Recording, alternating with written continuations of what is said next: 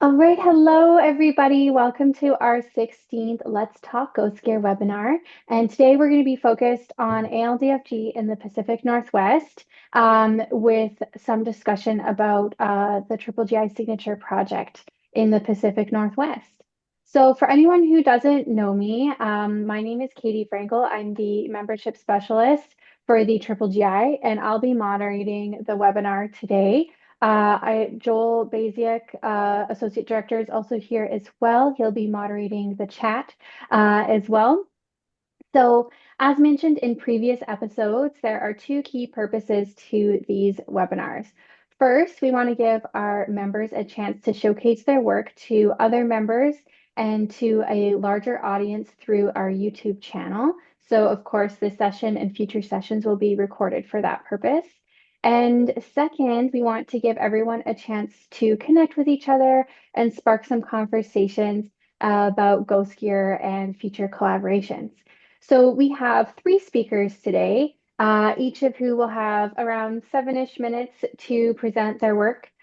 We do have 90 minutes earmarked for today's webinar. So lots of time. I don't think I'm going to be keeping track of time too closely. So if people go a little over, then that's totally okay. After the presentations, we will have an open panel discussion where we encourage anyone in the audience to ask questions. We'll take questions from those who raise their hands using the raise hand function that's at the bottom of the Zoom window under the reactions tab. And we'll also be monitoring the chat for questions. But if you're able to, we would love to hear your voices and see your faces when the question period comes. So we have three panelists today. The first is Kyle Antonelis, Senior Fisheries Analyst from Natural Resources Consultants in Washington State, USA. Actually, all of our panelists today are from Washington State. We also have Joan Drinkwin, who is the Senior Conservation Strategist from Natural Resources Consultants as well, and Jason Morgan, who is the Marine Programs Manager from the Northwest Straits Foundation. So again, we have the webinar officially scheduled for 90 minutes. And we should have lots of times for question and discussion after everyone presents. So I will let you know when we're ready for questions. So I am going to start sharing our screen, and I believe our first speaker today is Kyle. All right, so let's see if I can remember how to share my screen. Okay. There we go. And all right, Kyle, you're ready to go. All right. Thank you, Katie. Um, okay, so yeah, thanks again for the invite. My name's Kyle Antonelis with Natural Resources Consultants. Um, uh, Joan and I co-author most of the things that we do related to ghost gear here in Puget Sound. Um, so Joan's here with me. Uh, yes, next slide, please. So we're talking about the Sailor Sea. The term Puget Sound has been used for uh, forever. And in the last 15 or 20 years, the Sailor Sea has been a term used. This is an inland glacially carved fjord that spans the U.S. In Washington State and in British Columbia, Canada. Um, the work we're describing here is that in the United States component of the Sailor Sea, which also is referred to as Puget Sound, as I said. So you'll hear both as I'm talking here. Next slide, please. Uh, this term, the gillnet problem that we're talking about here, as it relates to loss of here, unique, believe sound. This is due to a strong historical salmon gillnet fishery, very complex fisheries co-management system uh, that includes several, about 15 or 15 to 20 different treaty tribes, depending on the area. So the state managed fisheries, so these are all managed together. Um, we estimated that roughly 6,000 guests were lost historically in the history of the fishery. There's a very the Puget Sound region is full of rocky reef, high relief habitat, which is very snaggy, let's say, for gill nets. Um, There's been a lot of documented animal entanglement and habitat damage due to gear loss, and as well as impacts to protected species. Currently, as the fishery is now, we estimate that about 13 to 26 nets are lost per year.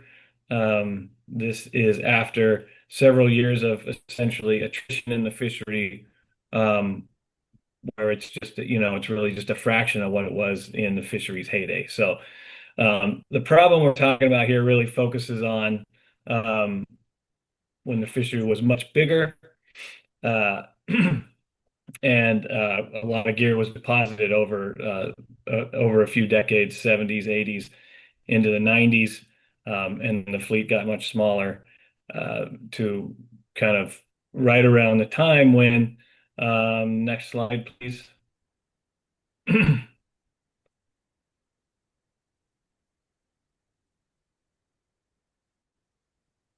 Could you go to the next? Oh, there we go. Okay, thank you. So, derelict fishing gear was identified as a problem in the 1970s here in the Puget Sound region, but it was not until about 1999 with the Northwest Straits Initiative took on the problem and progress was made. In 2002, natural resources consultants got involved and worked with the Northwest Straits Initiative to develop a removal program. Uh, we worked together with multiple partners. Legislation was passed to expedite the permitting of fishing gear removal projects, which includes a project plan every 6 months and an approval letter from Department of Fish and Wildlife to allow the operations to proceed without further permitting. Additionally, what happened early on was the establishment of a no-fault reporting system, the establishment of onboard data collection protocols, and in-water dive removal operations began in 2002. And then there was this kind of, as we're talking about here, this timeline of some things that were really, really helpful to get this problem or to get this to solve the problem and to make headway. One was in 2007 when a ranking project identified the work to be focused on nets, gill nets specifically, above the other problem, which is shellfish pots. And then in 2009 through 2012, several research projects were done to quantify species, habitat, and economic impacts. In 2012, a feasibility study on deep water removal protocols were conducted. Uh,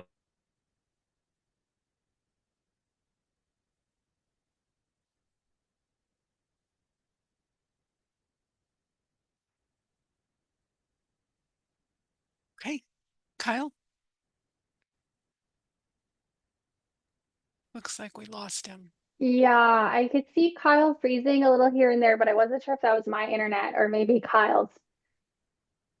I I heard think him he's freezing a dropped out. lot. He's Hmm? dropped Yeah. out entirely now, yeah.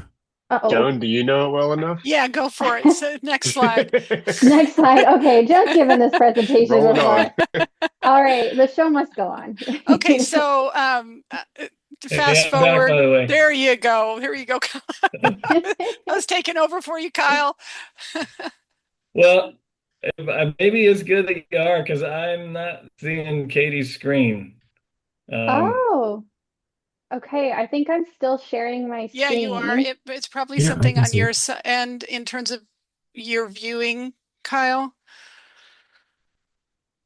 Make yes, I sure your can. view says it's a sometimes you accidentally change how you're viewing things, or not you necessarily, but people. Right.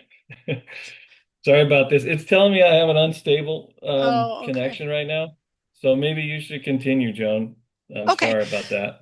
Yeah, No so worries. Puget Sound net removal results. Fast forward to our major results. we've removed over 5,900 nets from Puget Sound, weighing over 350 metric tons with an area of 3.6 square kilometers. So the animals that are noted on this slide represent the observed impacts of these nets. And as we all know, this represents just a snapshot of the long-term impacts of these nets, because this is only the species that we're seeing when we remove them. We do a lot of data collection in our net removals, and we have documented over 255 unique species impacted, including harbor porpoises, seals, sea lions, I think, I can't remember how many species of birds, but diving birds, surf scoters, herons, and lots of fish and vertebrates. So next slide. So what we're focusing on now, that was sort of the legacy gear. And one of the things we're trying to address right now is the newly lost gear from a much diminished gillnet fishery. So in 2012, we started a program called the Reporting, Response, and Retrieval Program, affectionately known as the RRR program or the Triple R program. Basically what this is that there was already a no-fault reporting system in place, but this sort of codifies it. The Washington Department of Fish and Wildlife has mandated that all state licensed fishers report to this reporting system within 24 hours of losing their nets. And most of the tribal fisheries agencies also require reporting to the system after they lose their nets. NRC responds to all the reports received through this system. The system is managed by the Northwest Straits Foundation, and Jason's going to talk later. But NRC responds to all the reports. We coordinate with fishers and agencies who are out on the water for removal of any nets that are verified to be newly lost gill nets. So far, we've received over 190 reports and verified 152 nets lost. Next slide. So of the 130 some and change, I said 132, but this slide says 133 nets removed, 118 were newly lost. And so we're defining newly lost nets as less lost within the current or 1 year fishing season. Next slide.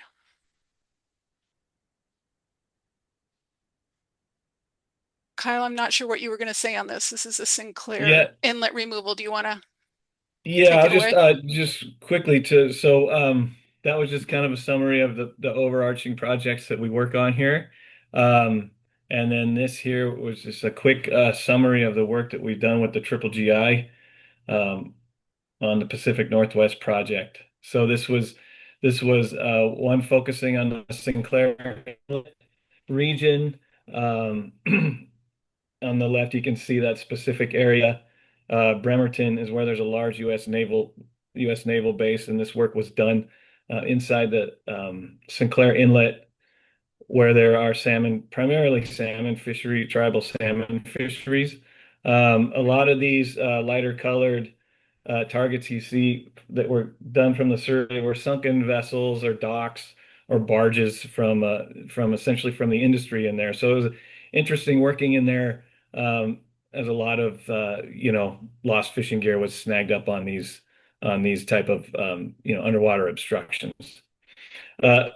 In there we found eight gill nets and one purse seine and quite a bit of recreational fishing gear. And with some other remaining work we had, we went up north into the San Juan Islands and also recovered a few more gill nets up there. So a total of 18 nets removed in total. Next slide, please. Yeah, and those nets covered over 4,000 square kilometers and 736 kilograms. In there, we found 2 cormorants, some finfish, and 134 invertebrates. And this was a photo of the dive team. Next slide, please.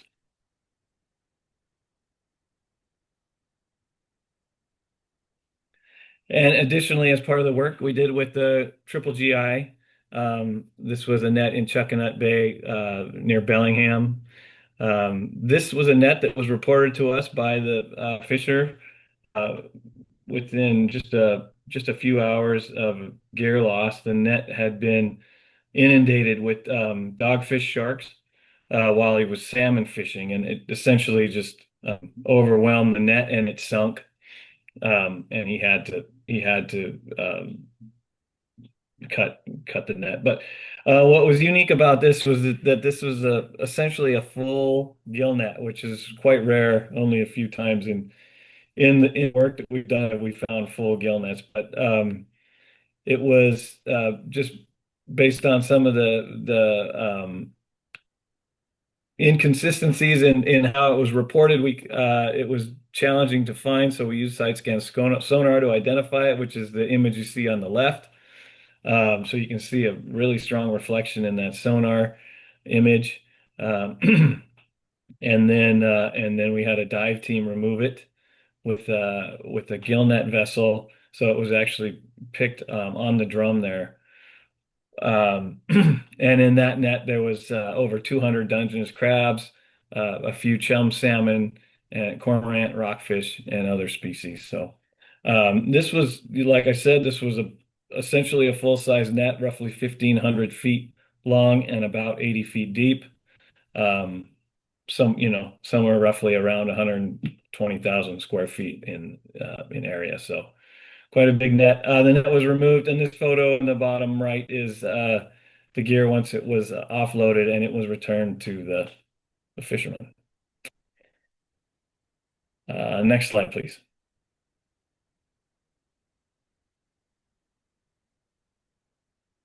All right, so that was it. That's the summary of kind of the big picture stuff, and then a couple recent projects that we did with the Global Ghost Gear Initiative.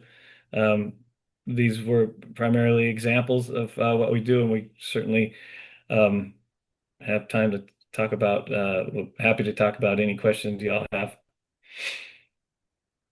Thanks, Katie, for the invite.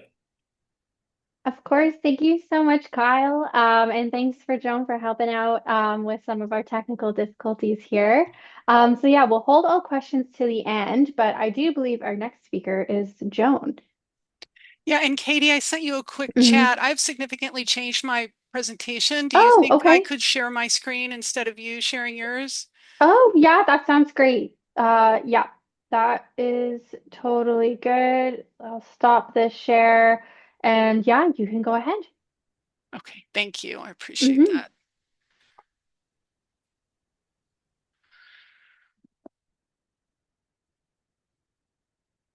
Make sure that I'm sharing the right screen.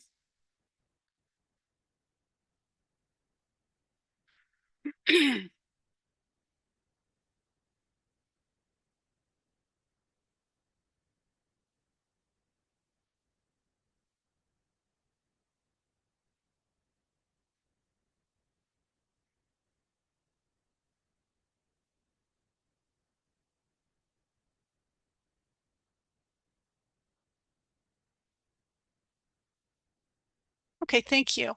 So as Katie mentioned, and Kyle mentioned, Natural Resources Consultants works to address abandoned, lost, discarded fishing gear at the global scale and also in our home waters in Washington State. In the Salish Sea, we work closely with several partners, including the Northwest Straits Foundation, and Jason is going to follow me in his presentation. And we've been charter members of the Global Ghost Gear Initiative, so we're really proud of that. So I'm going to quickly start I'm going to talk about solutions to ALDFG related to Dungeness crab fisheries in Washington State. Kyle talked about some of our solutions for gill nets, including removing legacy gear and also addressing newly lost gear through the RRR program. So I'm going to focus on that other main fisheries that produces ALDFG in our area, which is the Dungeness crab fisheries. So this slide basically shows a schematic of effective ways to address ALDFG, including understanding impacts, identifying the underlying causes, and then identifying solutions and adopting those solutions and executing them. So with the net problem, you noted that we addressed the legacy gear, but we still had this problem of ongoing gear loss. And what we determined with the derelict nets is that it's very difficult to prevent the loss of these nets. And so our our solution was to make sure whatever nets are lost are out of the water as quickly as possible. And that is the rapid response, our program. But with Dungeness crab, it's a little different. So Kyle already talked about where we are, and I'm going to talk about, again, the Salish Sea Dungeness crab fishery as well as the crab fishery on the Washington coast. So I'm going to talk about these two fisheries, and I'm going to address one cause of loss that's been identified in both those fisheries: conflicts with maritime traffic, vessel conflicts causing derelict crab pot loss or crab pot loss. So in each of those fisheries, different solutions were identified because of the individual characteristic of those fisheries. One fishery determined that separating the fisheries and vessel traffic was the answer, and another one of the fisheries determined that greater communication. So that was a little spoiler alert. So in the Puget Sound crab fishery, I think Kyle mentioned this already, our fisheries are co-managed by 17 sovereign tribal nations and the state. So I'm going to describe the fisheries related to the state fishery and the tribal commercial fishery. In the Salish Sea, the state commercial fishery is a limited entry fishery, and they use a single pot, buoy, and line gear setup. In the tribal commercial fishery, it's an open access fishery, so kind of different, but they also use single pot, buoy, line. In some cases, some of the pots are in strings in different areas, but for the most part, they use a single pot. And the tribal fishery is restricted to the tribes' usual and accustomed areas, which are defined by treaties. So vessel conflicts have consistently been identified as a major cause of loss in the commercial crab fishery in the Salish Sea. Reducing shellfish pots lost from vessel interactions in the commercial sector is the #1 goal identified in the latest Puget Sound Shellfish Pot Loss Prevention Plan, which was updated in 2024. It was initially developed in 2015 and then recently updated with funding from the Global Ghost Gear Initiative, so thank you for that.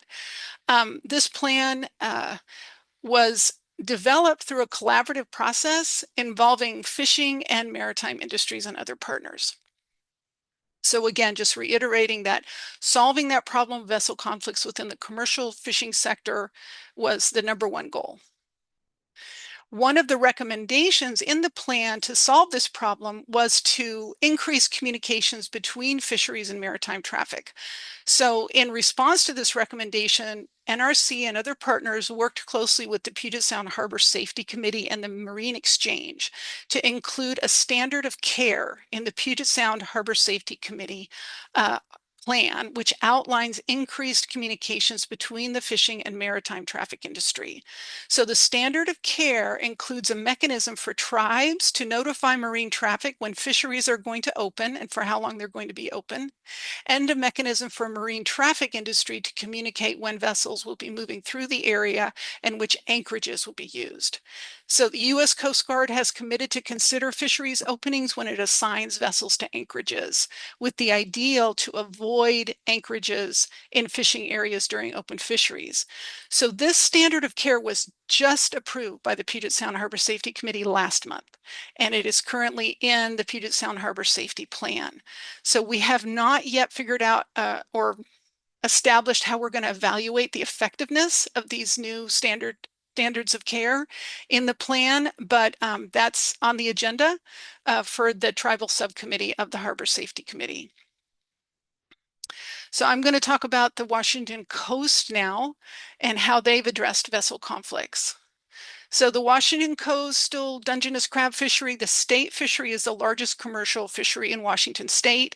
It also uses a single buoy line gear setup. It's limited entry, and 70% of the catch occurs before April. So that's important when we're talking about this solution that I'm about to mention. The tribal Dungeness crab fishery involves 4 sovereign tribes on the coast. And again, it's 4 separate tribal management agencies. They also use a single buoy line and pot gear setup, and it's open access. Vessel traffic conflicts are identified as a cause of gear loss in this fishery as well. In fact, they have been identified as a cause of loss for over 50 years. So I'm going to focus here on how a current and historic management action has helped reduce vessel conflicts over the years and its value. In 1971, vessel conflicts were identified as a big problem for the crab fishing industry and marine traffic. So at that time, these partners came together and with the help of the Oregon Sea Grant Program and adopted a crabber towboat lane agreement. This agreement identified specific traffic lanes that towboats and tugboats should use and where crab pots should not be deployed. So some of these lanes are voluntary. These towboat lanes go from Nia Bay on the northwest corner of Washington State all the way down to San Francisco, California. So they're West Coast wide. And in Washington, they're all voluntary, but in other places, they're mandatory. In Washington, there are winter lanes and summer lanes, and then there are also advisory lanes. So this has a lot to do with the fishing season and where traffic is going. And the lanes are determined every year. The parties meet quarterly and determine whether the location of the lanes need to change at all. So what our job was, natural resources consultants, again, with funding from the Global Ghost Gear Initiative, thank you, we worked with the Washington Sea Grant, which now manages that program, to determine how valuable these lanes are. And what our question was, is this saving anybody any money? How effective these lanes are? They've been going on for 50 years. How do we talk about them in terms of their value?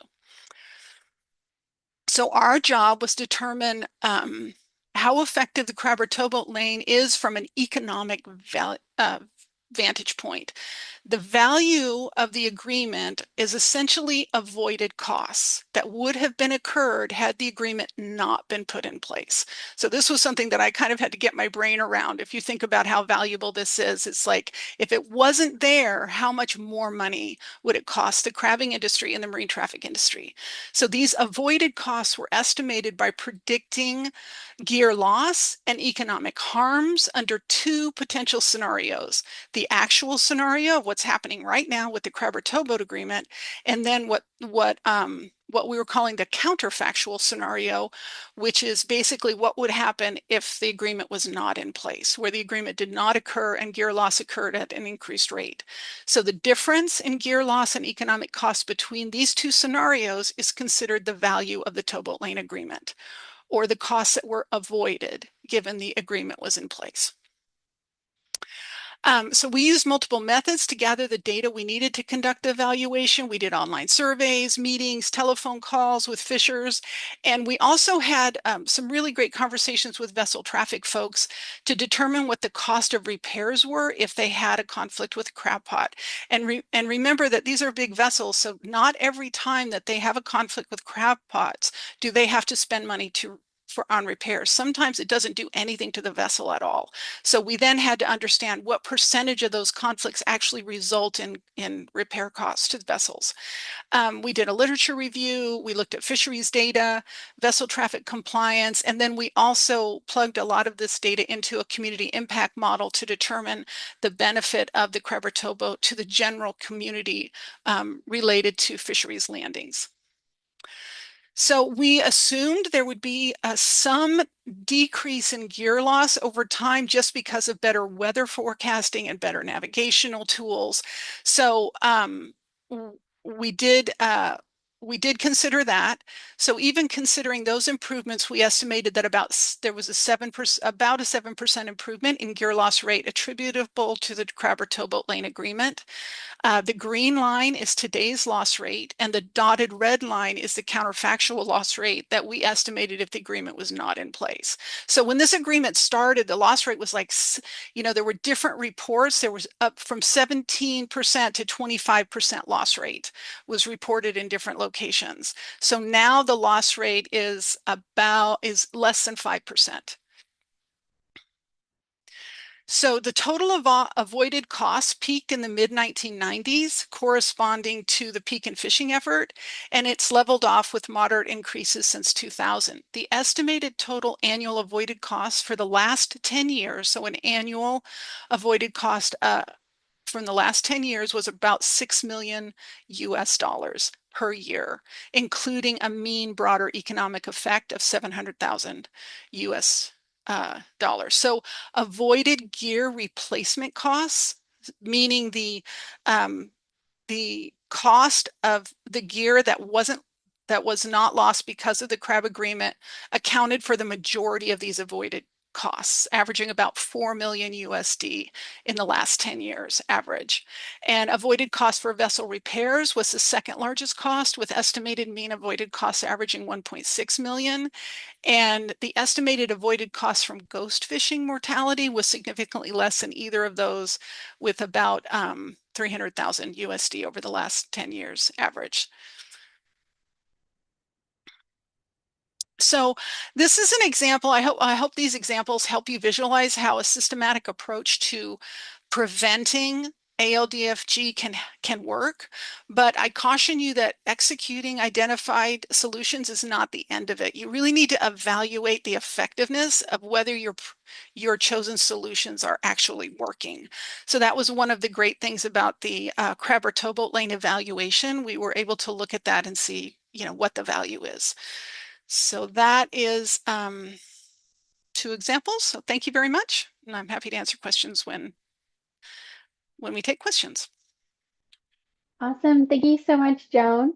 I am going to move on here and share my screen again for Jason's presentation.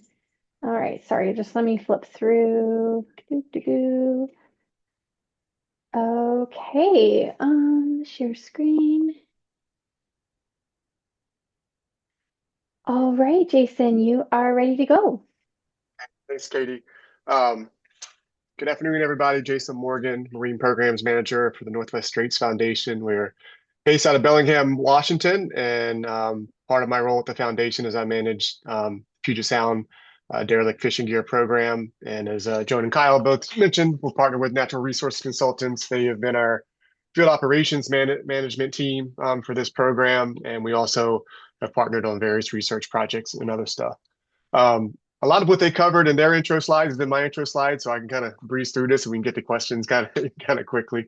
Oh, sorry, next, I'm over here trying to hit a button. Can you hit the next slide button for me? Thank you. We can skip that because this is just a geographic area, which both of them covered, the Washington side of the Salish Sea.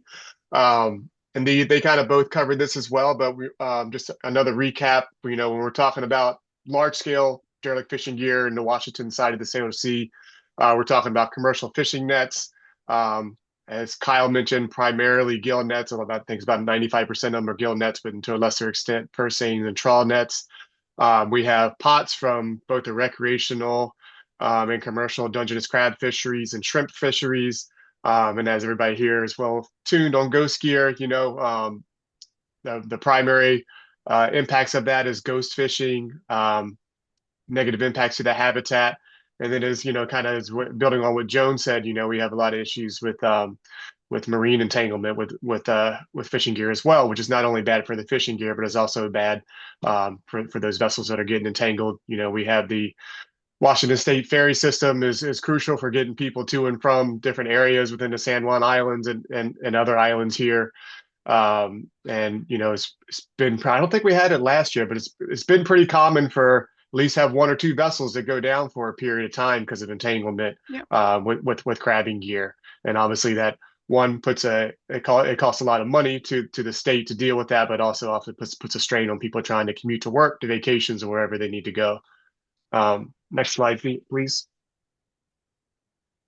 This has been talked about a bit as well, but the causes are one, that historical fishing effort that Kyle talked about in the heyday of the salmon fishery. We still have a very robust Dungeness crab fishery. In areas South Puget Sound are having issues, but in general, we still have a pretty robust Dungeness crab fishery. So there's a lot of effort going out there on both the recreational and the commercial side. And then we have, factors that just kind of help all that happen, such as marine traffic. We have strong currents in the areas, extreme weather events. For the nets, a lot of the net fishing was done around rocky reef habitat up in the San Juan Islands. So places for nets to easily get hung up on. We don't have depth restrictions on net gear here. And then user error, and as Joan mentioned, primarily more on the pot side of things as opposed to the commercial net fishing side of it. Next slide, please. So what we've been doing over the years to do that, we first started removing gear way back in 2002. So obviously we removed the gear, and that's an immediate positive impact as soon as we remove that gear, because it's no longer degrading the habitat or continue to capture marine animals. We've also done a lot of research over the years. We first got into this in 2002, well before my time at the foundation. There wasn't a lot known about ghost gear, and what the impacts were, what were the best methods for dealing with it, what's the cost feasibility of dealing with it. So we've done a lot of research projects over the year to understand that, understand different types of gear alternatives to gear designs that can help reduce impacts. And lastly, we do a lot of outreach and education for the pot fishery side of things, trying to combat that user error side of things and really reduce the amount of gear that's lost every year. Next slide, please. So what's kind of the grand summary of a lot of that work is over 5,800 derelict nets removed, over 8,500 derelict crab pots removed. We've restored over 870 acres of marine habitat. At the time of pulling that gear up, we found over 500,000 marine animals entrapped at the time. We were able to estimate, thanks to a catch rate model. I think Kirsten Gilardi is on here. I think she led that study. There's a catch rate model out there that we utilize, and we're able to estimate that over 12 million marine animals are saved every year by all that gear being out of the water. Our outreach efforts, we're reaching up to over 500,000 crabbers every year, and we launched our Catch More Crab outreach campaign, which Triple GI has helped fund some of that work for, in 2016. And since then, we have seen there has been an estimated 12% reduction in annual pot loss. We definitely cannot totally attribute that to the outreach efforts, because there's also been some closings and changes in effort in South Puget Sound. But we certainly, that line goes right with when we started the outreach effort. So we do confidently believe we do play some role in that. Next slide, please.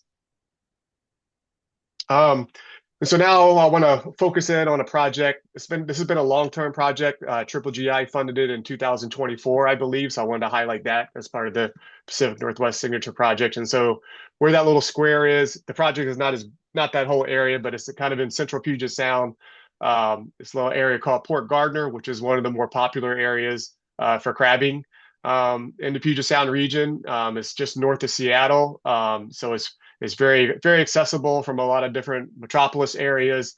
A very big marina. I think there's 7 boat ramps at that marina there, so there's a lot of access there, and it's really good crabbing, and so we get a lot of effort there. Next slide, please. And so that area we have called the Port Gardner Study Area. I believe 2004 was the first year that the removals were done there. It was 2004 through 2006, and then took a year off, and then 2008 came back to do removals and did surveys in the same area, and then realized, well, this is a good area that we can keep coming back and do removals at. So let's define an area where these surveys happen, so we can analyze results over years and see how that can inform what we're doing. And so since then, we've done a total of 12 years of crab pot removals. Some of those years have been consecutive years, and we've had gaps and then consecutive years. Most recently, we did it 3 years in a row, 2023 through 2025, excuse me. We weren't able to get out there this year, but we are hoping to this coming winter. And as I mentioned, Triple GI funded it in 2024. And so some of the things we're able to look at from this long-term data set is one, we can, when we have those consecutive years, we can evaluate what the annual pot loss rate is. Is that changing? Escape cord compliance. All of our pots are required to have some type of biodegradable cord that degrades over time and releases an escapement mechanism, allowing crab to escape. And so we can evaluate some of the data that we always collect, so we can evaluate escape cord compliance over the years. 2018, we started evaluating reasons for pot loss. So when we pull a pot up, you can't always say why a pot was lost, but there's a lot of times you can say whether there's a vessel strike, or if you can see, a buoy wasn't clipped on correctly, an improper knot. So there's different ways we can look at gear and make our best guess on why it was lost. So we started doing that in 2018 in Port Gardner and other locations where we're doing consecutive years of removals. And another good part about this project is the Snohomish County Marine Resources Committee. They do a lot of education and outreach in that area each year, including opening crabbing weekend. They go down to the Port Gardner boat dock, and there's hundreds of crabbers coming through, and they're standing in the line of boats coming through, and they're handing out our informational rat cards from our Catch More Crab campaign. They're handing out crabbing gauges, and they're interacting with the crabbers, and helping talk to them about best practices there. Next slide, please. So results of what we found over the years. So if you look at the annual pot loss rate, it's pretty linear. We have some anomalies. 2015, it was a really low, and we had a couple higher years, but generally, we're kind of looking at, especially when you look at our last year, 2025, we had 94 newly lost pots, which kind of it's pretty close there with what you see from 2011 through 2013. So we're not really seeing, we're not really can say that we're seeing much of a change in the newly lost pots. It's kind of staying average there. Next slide, please. Reasons for pot loss. So as Joan's, this kind of really aligns well with with Joan's presentation, that vessel strike has been the primary reason that we found for pot loss in the region. User error being number two, and then we can also, when we say user errors, that there can be several different reasons for user error. It could be a lightweight recreational pot with no weight added to it. Could be a mismatch on the length of line to depth ratio. So user error is some different factors, and we document that, and that helps us with our outreach efforts to understand what's being done incorrectly. Tampering and sabotage, so that's somebody else messing with somebody else's gear, maybe pulling it up, suitcasing it, with the line in, throwing it back down, or just cutting the line. So that happens between the different sectors sometimes that we have. And then the other ones, which are less, are barge strikes, entanglement with other types of fishing gear, some abandoned pots, and the rest of those are the unknown pots that we're not able to decipher exactly what the cause of loss was. Next slide, please. Escape core compliance. This is a chart from NRC from the annual reports that they provide to us. And so when I look at this, I like to look at so you have the dark gray bar and the light gray bar. I look at the light gray bar, because the dark gray bar, that's the percentage of escape core compliance of all the pots we removed, but it's not excluding the ones that are unknown. So the ones that we can't tell if the escape cord was actually used or not. So the gray one, that's excluding the unknown. So that's all the pots recovered that year that we can actually say whether or not it used escape cord. And the good news about that is we've seen a significant increase in it. From the first year being 79%, we had a bump, but then for the next few years, we were in the high 70s to 80s, and recently we're pretty consistent and staying in the 90 percentile. And that has been a part of our outreach efforts, is in Snohomish County's outreach efforts. Another thing they do is they hand out rock cord to the crabbers down there at the docks.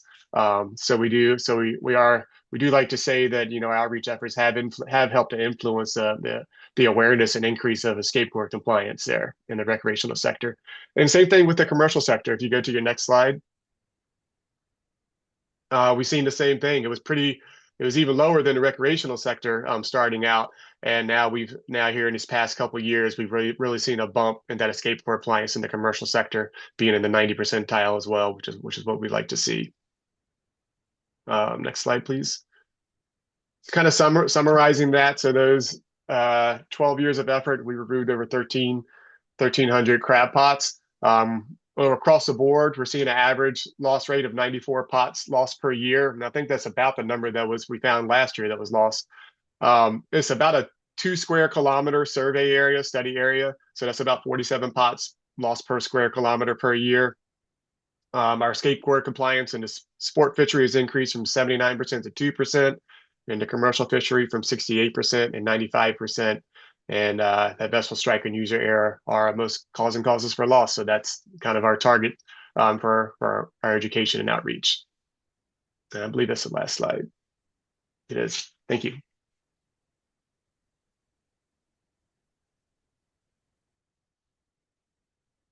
Oh, there we go. All right. Thank you so much, Jason and Joan and Kyle. Thank you to all of our presenters. I would like to open up the floor to questions. If anybody would like to come off of mute or ask questions to our presenters.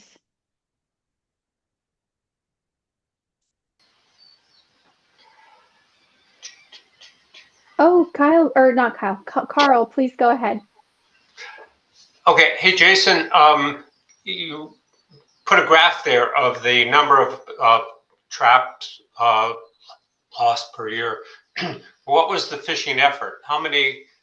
What was the size of the fisheries? How many trap hours were each of those years? Do you have that kind of data?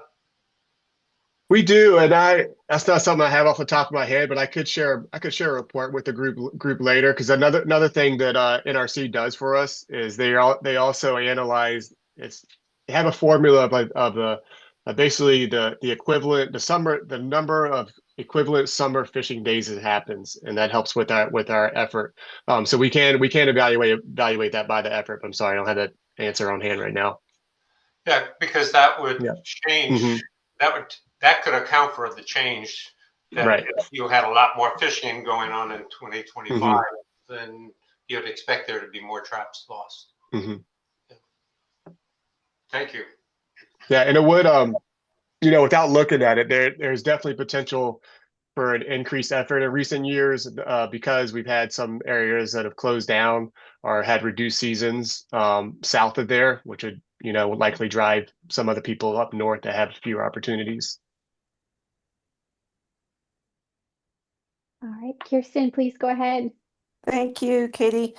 Hey, Joan, question for you, too, actually. The study on conflicts between the West Coast Dungeness crab gear fishery and vessels and looking at the analysis of what establishing those separate lanes has meant in terms of avoided costs. Did you look at it statewide all the way down to San Francisco, or is your data from Washington? It's just Washington. We just did Okay. Washington. We'd love And to would do you have California, though. We'd love it. We had funding. And Oregon, too.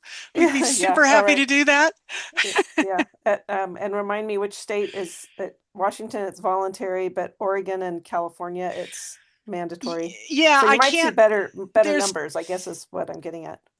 Yeah, it's different in different places. And I definitely think there's more mandatory lanes in California, but I'm not gonna say for sure what they are in Oregon either, because we didn't look closely at those, but I do know that there's some areas where it's mandatory. Great. And also, is the report available? Yeah, we'd be happy to share it with you. I Thank can you. share that with you for sure. Thank you so much.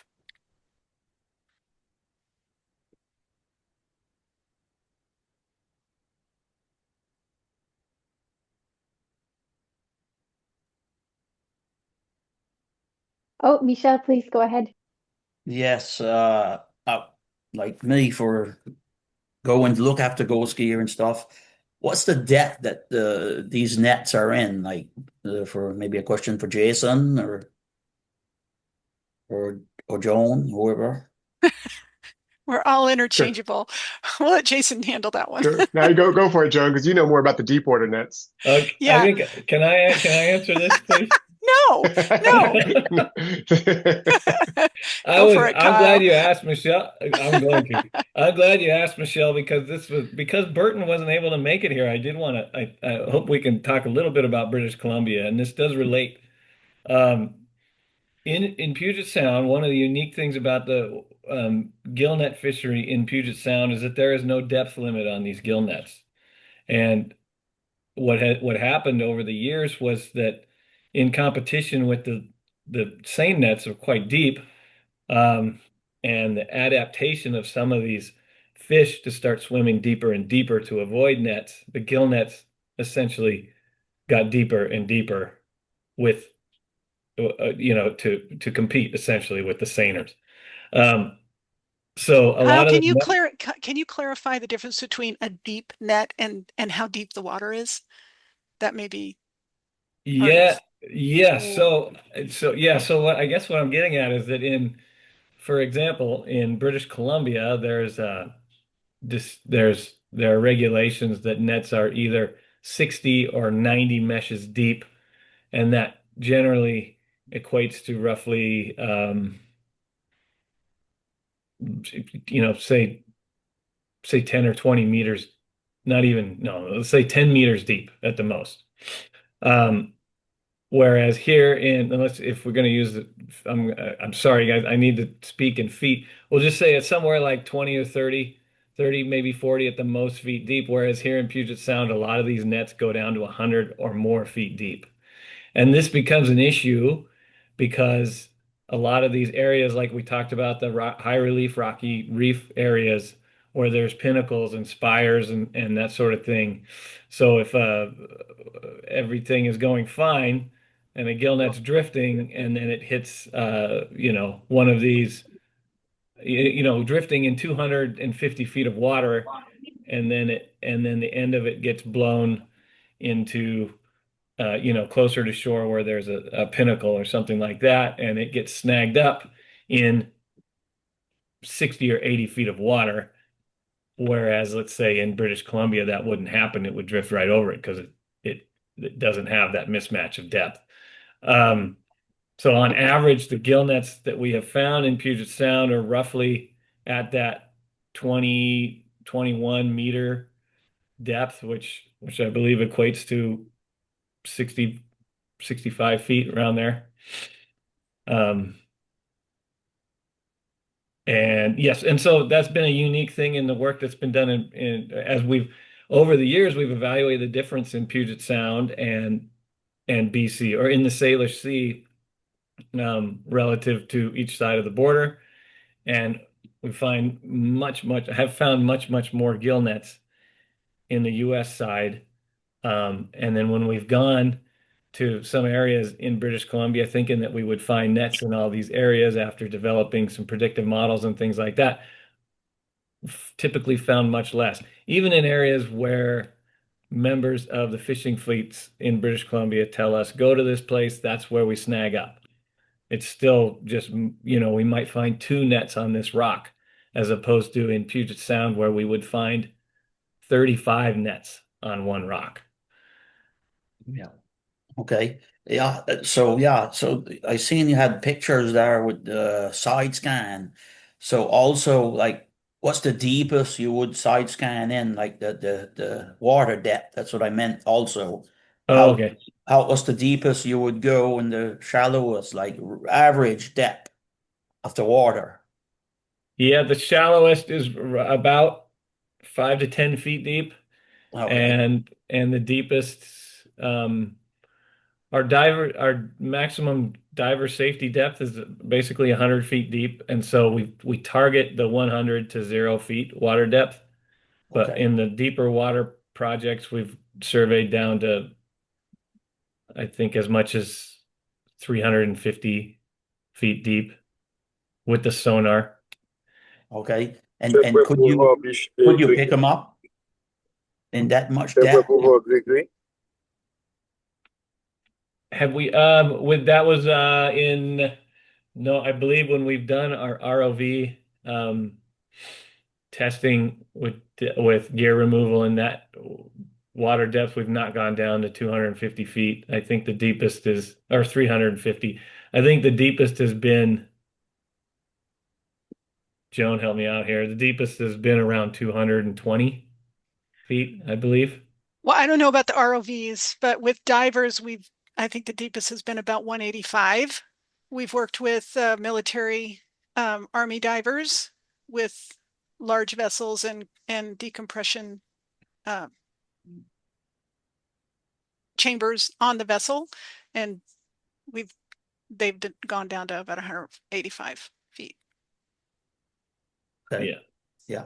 No, I was just curious. I seen the picture on the screen of your the side scan there. You could see the line good. I was just wondering in what depth, like roughly, that was the picture you had on the screen there a while ago. I'm sorry if I over answered. No, no. That was No. in Bellingham Bay. So what was that, about 60 feet? The net, that Yeah, image? 60 to 70, something like that. Yeah. Yeah. Yeah, you could see it really good. Yeah. Okay. Well, Part of the reason for that was it was still in the water column a bit, and it still had a lot of biomass in it. yes. Yeah, so it Yeah. had a lot of reflectivity. Yes. Thank you. You're welcome. Elena, please go ahead.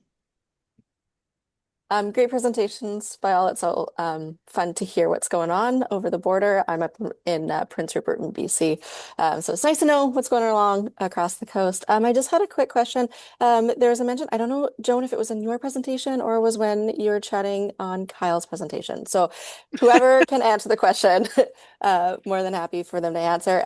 But you had mentioned that there is like a no-fault reporting system and that the NRC had coordinated or would get the responses and then could coordinate like a retrieval effort. I was just wondering if you could expand a little bit about that on like how it started, how like the operations or technicalities that you need to use with that system. That makes sense. Sure, I can take that. Since I was kind of around when it was started, it started in 2012, but there's been a no-fault reporting system since 2002.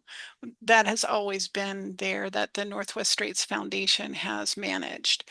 In 2012, the foundation got funding to actually develop this reporting response and retrieval program. So that sort of formalized the process in a better way, really. And we worked with the state to help them mandate reporting on the state licensed fishers. So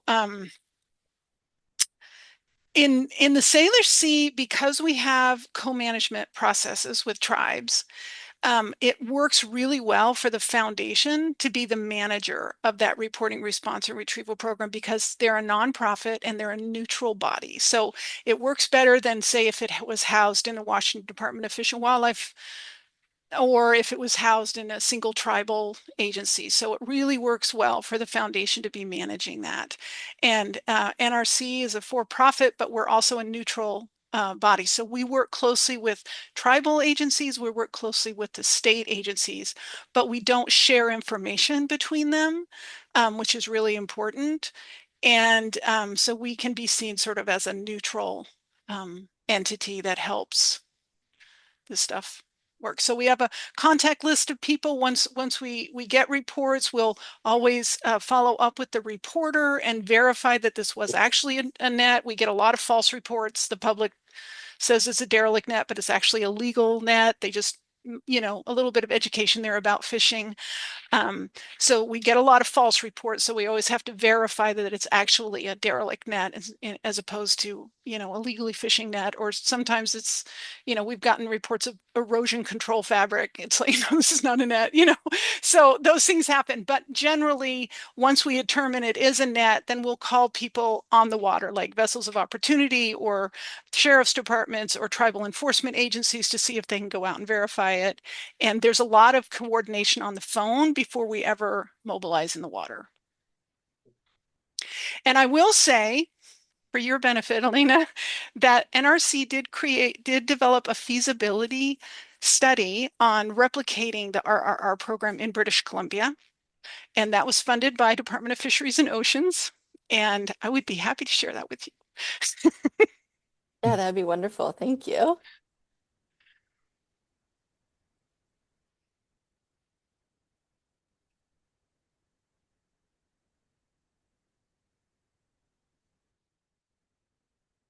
Oh, that's wonderful. Yeah, Elena and Joan, I can connect you guys after this call over email. Yeah, does anybody else have any questions for our speakers? Joel, please go ahead. Thanks, Katie. Not really a question, but I think just something to reemphasize a couple of different things or a few different things. Thematically speaking, the first one is the importance of simple regulations. You're fishing in similar environments and you have more gear loss over, just a border that we have sort of established, but it's just a simple regulatory issue, which seems to drive a lot of loss beyond a certain depth, as Kyle was talking about here. So I think this is one of the reasons why we work so hard to take a look at these data and this evidence and see what is actually going on and what some of the probable causes might be, and to make policy recommendations based on that data. So I think that's one thing, one key takeaway. A second one for me is the importance of collaboration and communication, the towboat lane being something that is entirely voluntary, really, as they decided they wanted to solve a problem. So they got together and decided to solve it. And it's a big area. Like it's huge. I remember talking to you about it, Joan, and then reading the report, and it's like it's a massive area that everyone just sort of got together and said, okay, well, this is an issue. How do we try to fix it? I really think that that kind of thing can and should be replicated elsewhere. Not to say that it's easy. Getting everyone to agree on these things is never easy. It's not just you build it and they will come kind of a thing. But at the same time, it's a good example of good cross sector management there, and trying to understand how different water or ocean users are using the space, and trying to minimize interactions in that way. I think was really interesting. We were super happy to be able to be a part of that work. And then the third one is like trying to calculate, sort of linked to that, but also I think it can be thought of more broadly, is what does the economic impact of this look like? Because that is something that also speaks of prevention specifically, because that is something that speaks to regulators, fisheries managers as well. Everyone wants to know the dollars and cents of everything, and it's really difficult to get to. We have looked at other economic impact assessments of ALDFG. There have been some studies that have been done on it, but they're hyper focused and regional. I think that more of that kind of work should be done. So taking these examples and being like, okay, well, if we can do this kind of thing in other places and learn from these examples, I think that it's going to be beneficial in the long run. Trying to make sure that, we don't want to overregulate everything, but there are some pretty simple things that we can put in place to have some pretty significant impacts. So again, thank you again to our speakers today. I think I don't want to necessarily wrap up here, but I just wanted to get an opportunity to thank everyone for those presentations and giving us something to think about and hopefully to expand to other areas as well.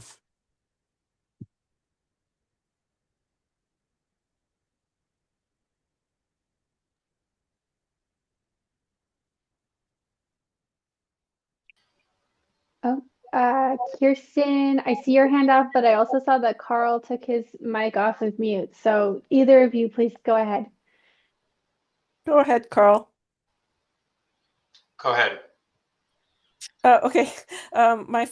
Just to follow up on Joel's comments, and that I think we naturally all started from a position of wanting to remove ALDFG and increasingly moving towards preventing the occurrence of ALDFG, and we've all been doing that now, I would say, for quite some time. And I guess from your perspective, any of the three of you from representing the work in the Pacific Northwest, what do you think has been the most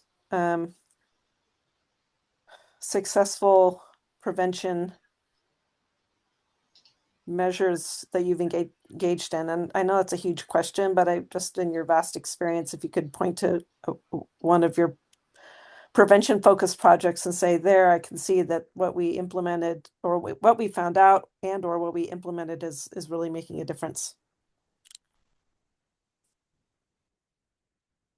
I would say our crabber outreach, but the problem is, we don't have a great analysis of measuring, how effective it is, other than the number of people that we were reaching, which is exponentially larger than what it was. So in 2016, we really wanted to really focus in on our crab. We've been doing some form of outreach for a while, but it was never like a strategic process that was informed by anything. And so what we did is we hired a marketing firm to help us develop that campaign. And so what came out of that was the process was a couple different rounds of interviews with user groups to get feedback on things like what's barriers to behavioral change, what's motivators to behavioral change, what kind of messaging do people want to see, where do people go and seek their information to learn about crabbing, and so that helped us develop, one, the look of the materials, the type of the materials. We have print materials, we have instructor videos, and then how we get it out there and how we message that. And so, we're reaching hundreds of thousands of people each year, but it's really I get probably the best measurable way is we could really evaluate annual pot loss every year, which is quite an effort. So we don't really have great measurements for it, but we do feel like that has been a really successful campaign, and it's definitely a lot more than what had ever been done in the past.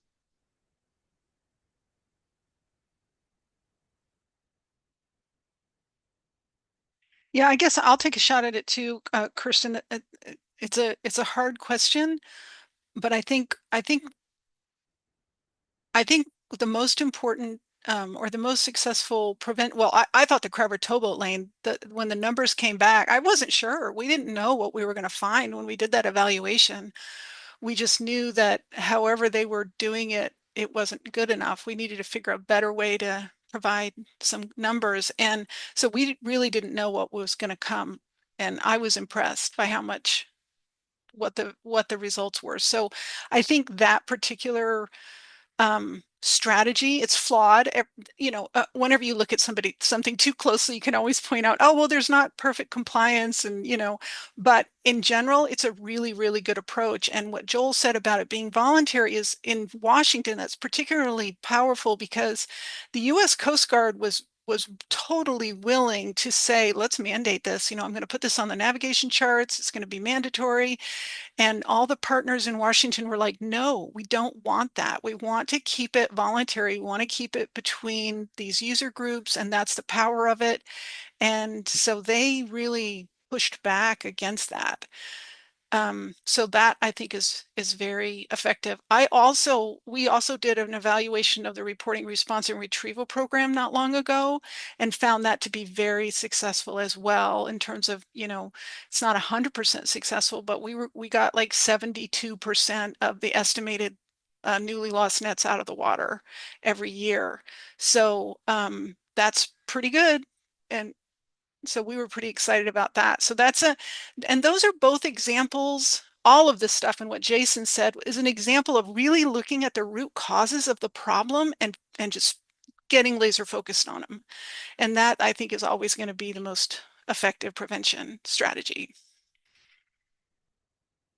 Thanks, Joan. Thanks, Jason.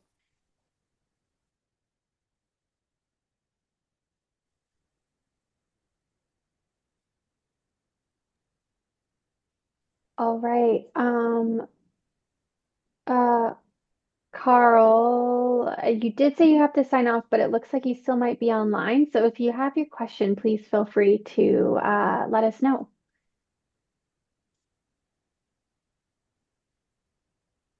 Oh, you might have actually signed off, so no worries at all. Just kidding. Yeah, does anybody else have any questions for our speakers?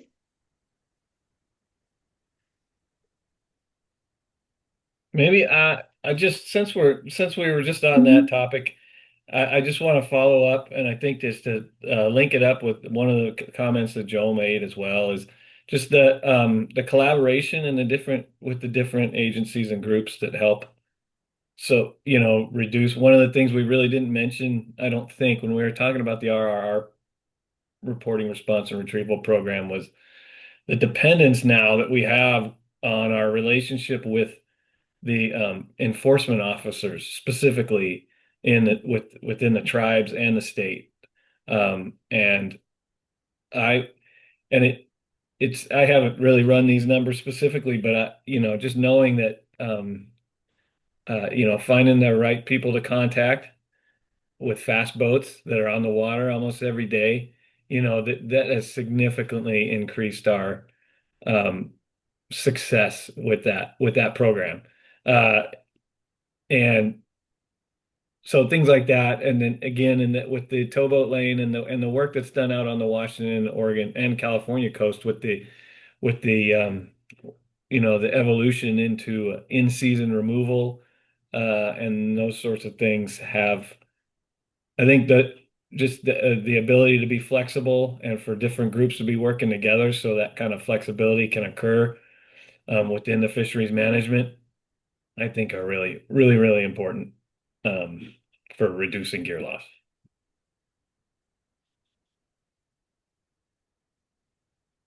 Thanks, Kyle.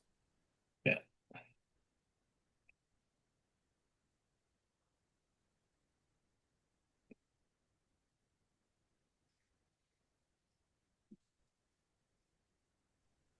All right. Does anybody else have any other questions for our speakers?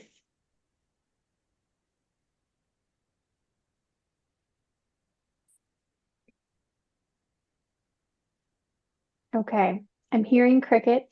I think that Jen Lynch did pop a link in the chat for an event that HPU is hosting that has virtual participation. So please take a look at that if that seems interesting to you.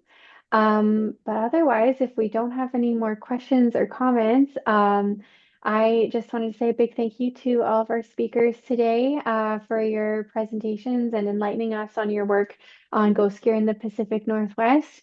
Thank you again to everybody who joined us today across various different time zones. We really appreciate that. We will have the recording ready to pop on YouTube within the next couple days or early next week at least. So you can share that with any of your friends or colleagues who weren't able to make it today. But of course, if you have any questions, please reach out to me. Everyone should have my email, and I'm happy to answer your questions or see if I can connect you to any of our speakers. So thank you so much, everyone, for joining us today. Thanks for organizing, Katie. Yeah, Yeah, thanks a of lot, course. Katie. Yeah, thank you. Yeah. Thank you. Thank Bye, you. everyone. Thanks, Thanks, everybody. See everybody. everyone Good to later. see you. Bye. Cheers.